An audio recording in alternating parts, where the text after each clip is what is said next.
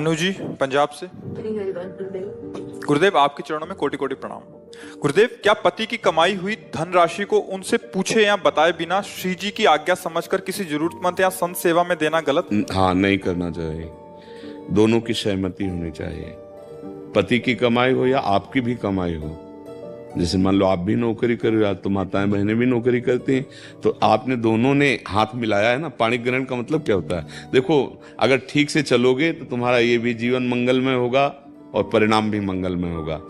पति जब वर्ण कर लिया तो उसे साक्षात भगवान समझो, और पत्नी जब हमारी शरण में हो गई तो उसे अपने प्राण समझो। पति को चाहिए अपनी पत्नी को प्राणवत पोषण करे, और पत्नी को चाहिए पति को अपना भगवान समझे। तो अब हमारे लिए हमारे पति से बढ़कर कोई भगवान नहीं है। तो अगर हमारे भगवान चाहते हैं कि इनको 100 रुपया दे दो तो हम देंगे, नहीं, हमारा कोई धर्म नहीं है। हमारा धर्म है एकमात्र पति की आज्ञा में रहना, और पति को चाहिए कि जैसे हम अपने प्राणों का पोषण करते हैं ना, ऐसे पत्नी को दुलार करें।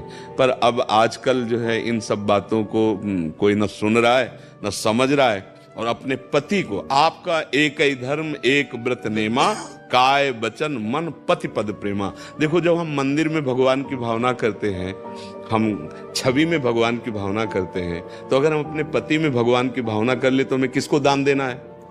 पति की आज्ञा हो तो कर रहे हैं, नहीं तो हमारे पति हमारे लिए भगवान है। उनको खिलाओ पिलाओ, उनकी सेवा करो, उनके भाव से चलो, सच्ची मानो सब में भगवान है। जहां आप भगवत भाव करोगे वहीं से। अब पति तो प्यासे बैठे हैं, बोले रुको शंकर जी में जल चढ़ा के आ रहे। अब भला शंकर जी जल पिएंगे? नहीं, तुम्हारे इस समय परम शिव पति आ गए हैं, अब इनको पवाओ। पवाने के बाद समय मिले तो वहां भी चली जाओ अगर आज्ञा हो, और ना हो तो सच्ची मानो जाने की नहीं जरूरत है। पति साक्षात भगवान है, ऐसी भावना से। तो ऐसा, क्योंकि जैसे अगर आपने दिया और उनका कुछ विचार कहीं और लगाने का था और उनको पता चला, असंतुष्ट हुए, फिर आपसे वो कड़वा बोले, फिर आपस में मन मुटाव हुआ, तो उस क्रिया का फल सही नहीं हुआ ना। इसका मतलब वो क्रिया सही नहीं हुई।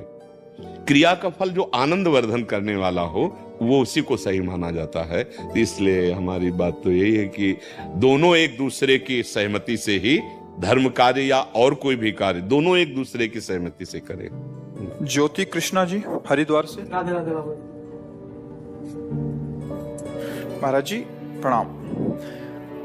बाबा जी, पिछली बार मेरा ये प्रश्न था कि कॉलेज में गलत माहौल होते हुए भी और बच्चों से बात करते करते मैं नाम जप कैसे कर सकता हूँ। आप मुझसे बहुत प्रसन्न हुए थे, इससे मेरी श्री जी का भजन और उनके प्राप्त करने की इच्छा और दृढ़ हुई। बाबा जी, मैं कॉलेज में संगीत भी सीखता हूँ। बाबा जी, इसमें चकाचौंध और सभी की तारीफें बहुत मिलती हैं। मैं इन सब चीजों में ना फंसूं और संगीत में श्री जी से को कैसे जोड़ूं? संगीत पहली बात तो है कि सावधानी रखनी कि जो संगीत सेवा है इसका प्रभाव होता है हृदय को द्रवित करना, हृदय को द्रवित करना।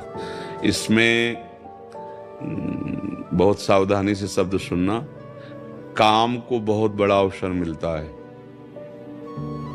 प्रेम में भी ये सहयोगी है और काम में भी ये बहुत ही प्रेरणा प्रदान करने वाला है। प्रेम में भी जैसे मीरा जी, बड़े बड़े महापुरुष, नारद जी, वीणा, करताल, मृदंग, ढप, बहुत से संगीत ऐसे जो प्रेमी महाभागवतों ने भगवान को रिझाया।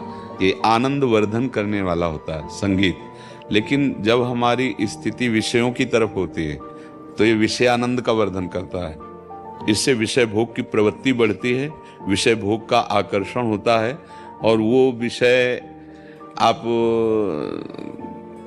लौकिक उन्नति को प्रधान मानने लगेंगे, और विषय सेवन में आपको अहंकार के कारण प्रियता बढ़ती चली जाएगी, और आपका संगीत जिस लिए था वो उद्देश्य नष्ट हो जाएगा। 4 लोग वाहवाही करके, प्रशंसा करके आपके अहंकार को पुष्ट कर सकते हैं, तो उससे आपको क्या मिलेगा? हृदय असंतुष्ट है और बाहर से लोग वाहवाही कर रहे हैं, तो फायदा क्या हुआ? हृदय में हमारे जलन पैदा हो रही, पेट बहुत भूखा, बाहर से लोग कह रहे बहुत बड़ा आदमी 56 भोग पा के आ रहा है, उससे हमें क्या होगा? तो संगीत बहुत दिव्य वस्तु है, और संगीत गिराने में भी बहुत सहयोगी है। इसको अन्यथा न लिया जाए, बहुत सावधानी से समझा जाए। यदि रजोगुण के द्वारा लौकिक ख्याति की प्राप्ति और लौकिकता का ही